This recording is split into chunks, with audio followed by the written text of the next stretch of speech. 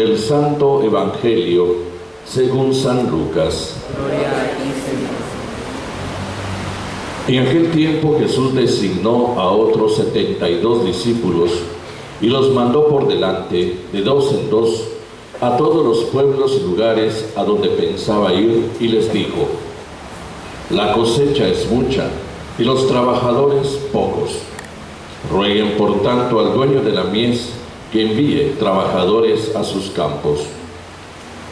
Pónganse en camino, yo los envío como corderos en medio de lobos. No lleven ni dinero, ni morral, ni sandalias, y no se detengan a saludar a nadie por el camino. Cuando entren en una casa, digan: que la paz reine en esta casa. Y si allí hay gente amante de la paz, el deseo de paz de ustedes se cumplirá. Si no, no se cumplirá. Quédense en esa casa, coman y beban de lo que tengan, porque el trabajador tiene derecho a su salario. No anden de casa en casa. En cualquier ciudad donde entren y lo reciban, coman lo que les den. Curen a los enfermos que haya y díganles: ya se acerca a ustedes el reino de Dios. Pero si entran en una ciudad y no los reciben, salgan por las calles y digan: hasta el polvo de esta ciudad que se nos ha pegado a los pies, nos lo sacudimos en señal de protesta contra ustedes. De todos modos, sepan que el reino de Dios está cerca.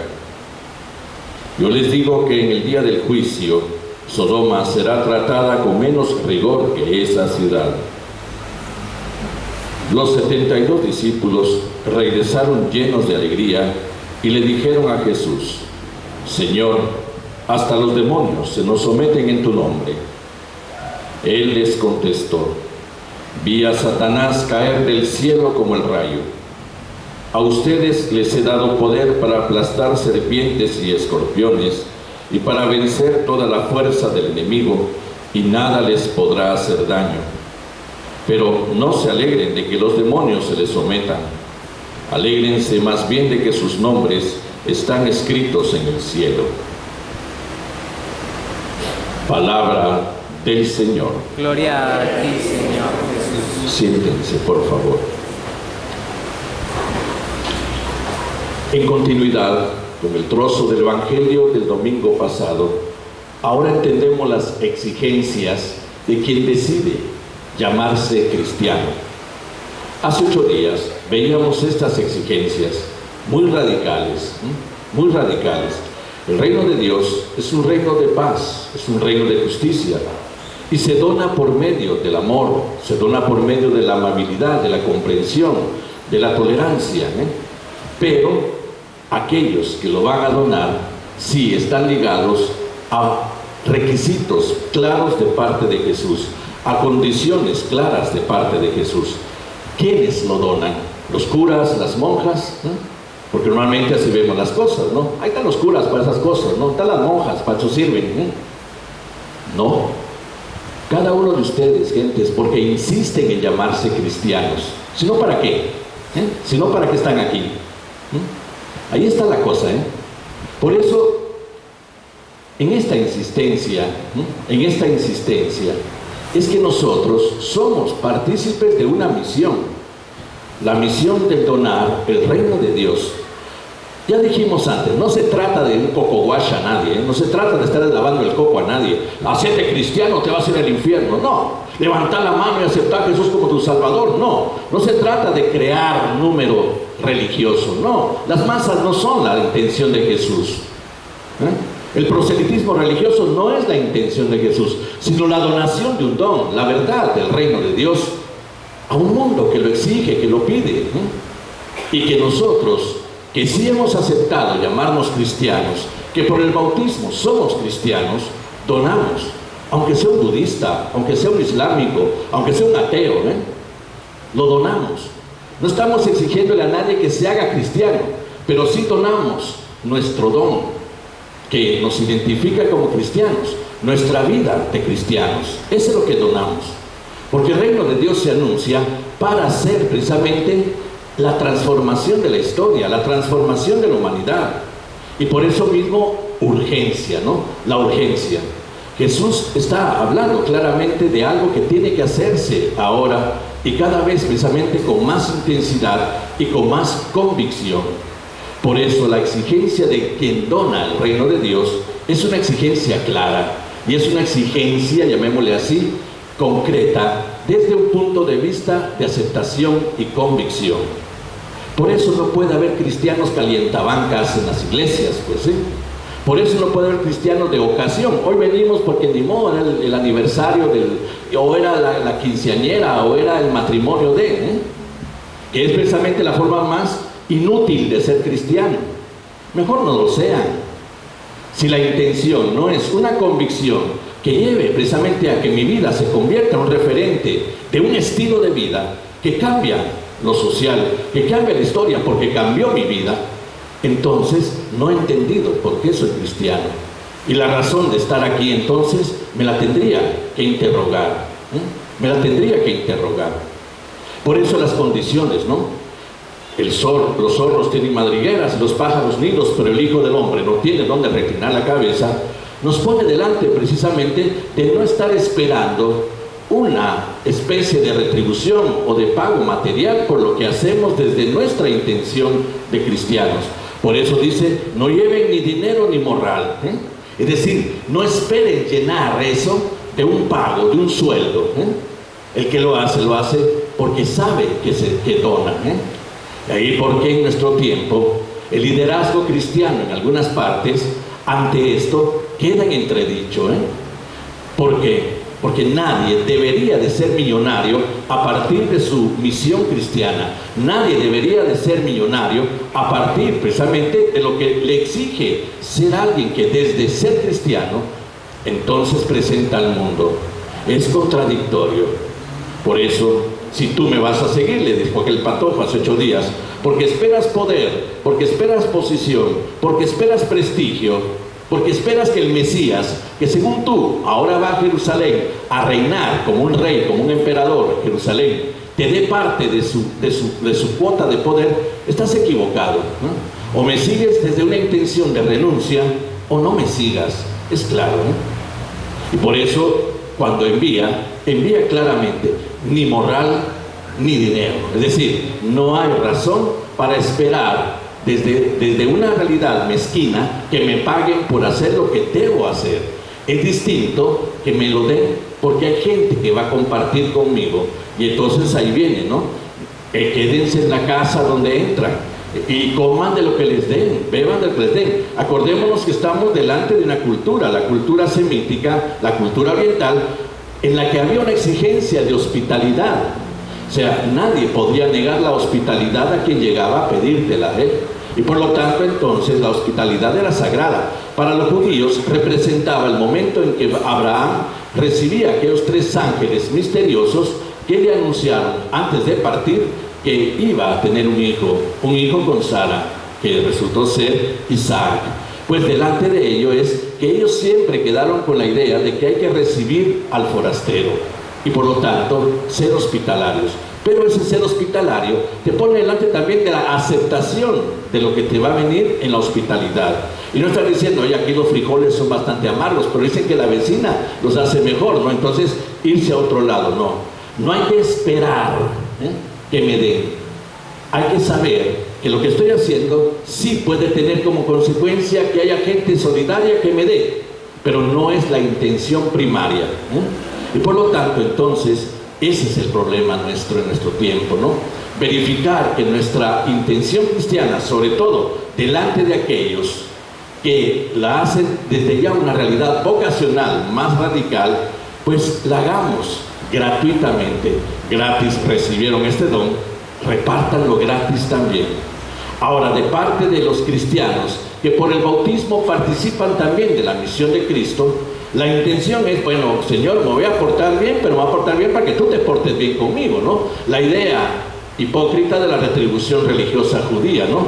Cumplo para que me cumplas, Y entonces sí, voy a portarme bien, pero ese portarme bien, por lo menos que me signifique algo de tu parte, ¿no? Págame algo, ¿no? Devuélvemelo con algo. ¿Es esa la mezquindad nuestra? No, es gratis. Ya Dios, como dice Jesús, sabe de lo que ustedes necesitan. Por eso, tranquilos, ustedes vivan su experiencia del reino de Dios y su justicia, lo que todo eso significa, y lo demás se les dará por añadidura. Ahora, un don particular, un don que precisamente representa todo el quehacer de aquel que lleva el reino de Dios, el don de la paz. Hoy escuchamos en la primera lectura un canto del profeta Isaías: alégrense con Jerusalén, gocen con ella todos los que la aman, alégrense de su alegría todos los que por ella llevaron luto, para que se alimenten de sus pechos. Yo haré correr, dice el Señor, sobre ella como un río la paz. Paz, la misma Jerusalén quiere decir ciudad de paz, viene de Shalom, ¿no? Jerusalén, ¿no? O sea, ciudad de paz. Es la ciudad que representa precisamente la intención de Dios. La ciudad que tiene a Dios es una ciudad de paz, eso quiere decir. Pero traicionar a Dios, serle infiel a Dios, hace que esa paz se pierda. El canto de Isaías es un canto hacia lo futuro. Están por salir del exilio en Babilonia, están preparándose para el culmen de 70 años de esclavitud y regresar a Jerusalén y reconstruirla y hacer otra vez de ella el pueblo de Dios. Por lo tanto, Isaías prevé eso, el regreso alegre de los israelitas, que van y reconstruyen su ciudad y la hacen ahora la ciudad de la paz, porque es la ciudad de la alianza con Dios. Pues bien, cada cristiano es casa de Dios. Acordémonos, nuestro bautismo nos hace precisamente morada de la presencia divina. Es el don del Espíritu en cada uno de nosotros. Por eso cada uno de nosotros debe ser una ciudad de paz. Y por lo tanto, portadores de la paz. Entren a una casa y deseen la paz. Si en esa casa son amantes de la paz que ustedes han deseado para ellos permanecerá. Si no, no permanecerá. Entonces, la paz como don es un don que está ligado a la intención de recibirlo. Una casa donde la paz no se acepta, porque es una casa donde se vive como chuchos y gatos, obviamente no puede exigirle a Dios ni que haya paz en esa casa, ni que haya paz en el mundo, ni que haya paz en la sociedad, porque para ser precisamente portadores y destinatarios de la paz, hay que amar la paz y hay que ser constructores de paz. El reino de Dios se anuncia como el reino de la paz, y ahí el don que generaliza todos los dones. La paz va a generalizar todo anhelo de una ciudad, todo anhelo de una sociedad, todo anhelo de un país, todo anhelo universal. Y por lo tanto, ya desde la experiencia pequeña, singular de cada uno de nosotros, que es casa de Dios, a la experiencia doméstica de donarla en los hogares, se empieza a construir una realidad distinta. Por eso el reino de Dios en su urgencia habla precisamente de una respuesta que el mundo exige. La respuesta de lo justo, la respuesta precisamente de la paz, que a veces pareciera mucho más lejana. ¿Por qué es lejana la paz? Precisamente por ello, porque los que somos portadores de paz, tenemos que ser primero amantes de la paz, para que teniendo la paz en nosotros, seamos capaces también de transmitirla. Claro que en nuestro mundo, que nos pone siempre con los pelos de punta de estrés, nos pone también en un plano de agresividad, en un plano de defensiva y en un plano de ofensiva también, Con qué facilidad insultamos a la gente porque no camina como se camina, que no arranca, que se metió mal, Con qué facilidad somos agresivos unos con otros y ya no nos interesamos ni siquiera en el bien común, Cada quien que salga como pueda, Cada quien que se las arregle como pueda. En el egoísmo, nosotros encontramos la antítesis de la construcción de la paz, y por lo tanto entonces es en el egoísmo donde nosotros fallamos. El portador de paz es un donador, es un generoso, es alguien que lleva algo que es suyo pero también lo dona a los demás, y es desde ahí donde entonces se vuelve eficaz la posibilidad de ese don en medio del mundo. Pues bien, la urgencia de anunciar ese reino de Dios. ¿Y por qué hablamos del reino de Dios? Hablamos desde un lenguaje monárquico, porque es el lenguaje propio del pueblo de Israel. Podríamos decir la República de Dios. Muy bien, ahora que somos de una visión democrática republicana. Ok, habrá leyes que entonces presenten esa intención democrática y republicana, que hacen precisamente de ese país identificado con un régimen particular como es ser un régimen democrático republicano. Ok, ese es Guatemala. Pues podríamos hablar de la República de Dios, es decir, un lugar donde la ley se identifica con ese bien que porta el mensaje del Evangelio. No quiere decir una teocracia. Las teocracias, gracias a Dios, desaparecieron, aunque sigue habiéndolas en los países islámicos, ¿no? Donde la ley religiosa se convierte en ley civil, y eso genera precisamente nada bueno, Ya pasamos de eso también nosotros cuando había una religión de Estado, y no debe de haber religiones oficiales de Estado. Debe haber libertad de culto, que es distinto, Y desde la libertad de culto, entonces, la posibilidad de una tolerancia desde el respeto común, de vivir una experiencia de Dios de acuerdo también a donde Dios ha querido que la viva. Y ahí precisamente como ya la institución democrática nos ha puesto delante de una pluralidad de posibilidades que se unifican en un mismo deseo: que este país haya paz, que en este país haya justicia. Pues bien, entonces, ahí como donamos la posibilidad de eso que llamamos reino de Dios, que es nuestra pertenencia. Nuestra vida se rige por esa forma de intención de vida presentada en el Evangelio. Y entonces, el resultado de nuestra vida nos invita también a compartirlo. Los discípulos, dice, regresan llenos de alegría, regresan alegres. Y cuentan su experiencia, hasta los demonios se nos someten, Entonces Jesús dice: vi a caer a Satanás como un rayo del cielo. En el fondo es la intención del reino de Dios: expulsar el mal de la historia, purificar la creación desde la purificación misma de la vida. Y por eso nos pone delante de un poder: a ustedes el mal no les hará daño, Algo que tenemos que tener claro. Obviamente las figuras que pone son figuras propias de una enseñanza rabínica semítica. A ustedes les he dado poder para aplastar serpientes y escorpiones, pero dice en el significado: vencer toda fuerza del enemigo y nada les podrá hacer daño. Esa es la certeza del que tiene fe. Esa es la certeza de aquel que se dice cristiano. Por eso llama la atención cómo se multiplican las intenciones de exorcismos por todos lados, Pues yo tengo un grupo que el arzobispo me pidió que asesorara de hace algunos años, un grupo de señoras muy buenas, Muy buenas, tiradas un poco al neopentecostalismo, que no me gusta mucho a mí.